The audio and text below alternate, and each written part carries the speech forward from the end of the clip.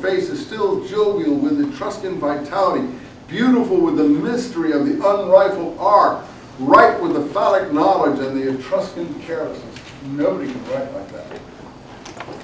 You know, just spontaneously. I mean, I don't know what he means half the time, but the point is, it's totally fresh, different, unique in his own. I don't think all his writing is great, but a book like this is quite astonishing. And nobody knows this book. I didn't read this book in college. I picked it up one day when I was on the road somewhere and said, my God, you know, how come nobody taught this book at the university? I don't know why. Because universities are what he's describing here. Anyway, I do it for you guys because I thought you might enjoy it. Now we're going to go in the next to Tarquina, or Tarquinia. What's in Tarquinia? That's further up the road. I've got my blackboard here, or my whiteboard, I'm going to call it, so I can actually draw you a map. In Italy, it's easy to draw. Oh, I didn't do a good job.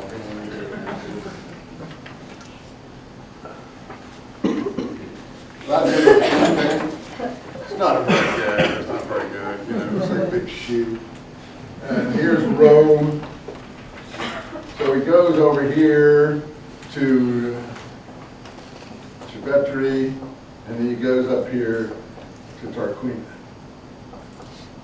And Florence is over here. And Pisa is like, not Pisa,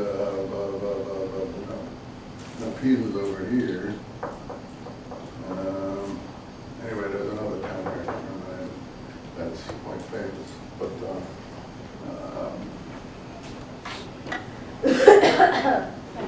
what is Siena? Siena, right, Siena. Look at me, I'm falling to pieces.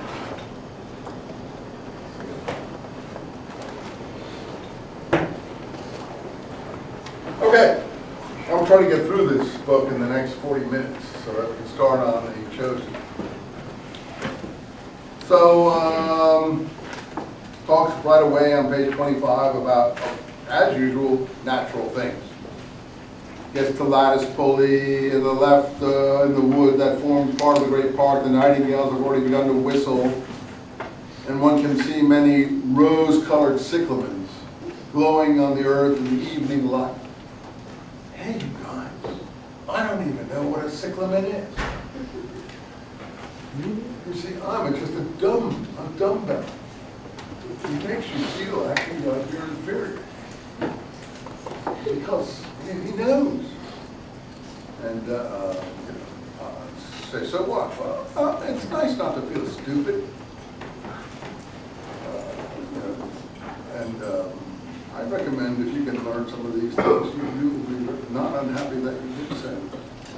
Anyway, so it would be good to go through his work, just look at all the different flowers he names. Lattice pulley still is there today. You go from Rome out to the seacoast. One of those ugly little places on the Roman coast consisting of new concrete villas, sort of like you get to drive down to Baja or someplace. New concrete hotels, kiosks, bathing establishment, bareness, non-existent for 10 months in the year, seething solid with fleshy bathers in July and August. I think he describes it pretty well, then and now, in many places. Now it was deserted, quite deserted. B and I lay on the gray lava, and he describes the scene. Okay, I can't do all of that. He talks about the history of the area. I'll let you do that. And how the Etruscans fit in on page 27. The Etruscan civilization seems to shoot, perhaps the last, from the prehistoric Mediterranean world.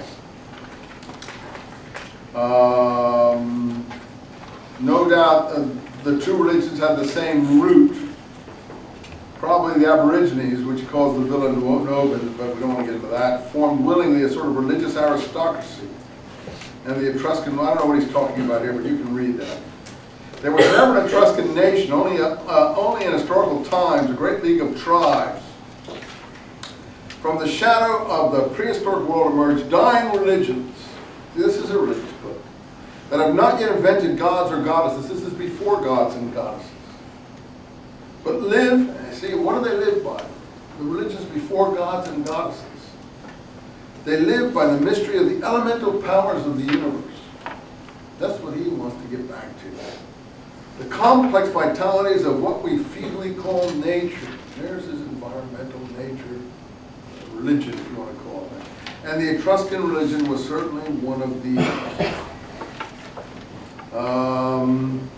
So how do you find what this is?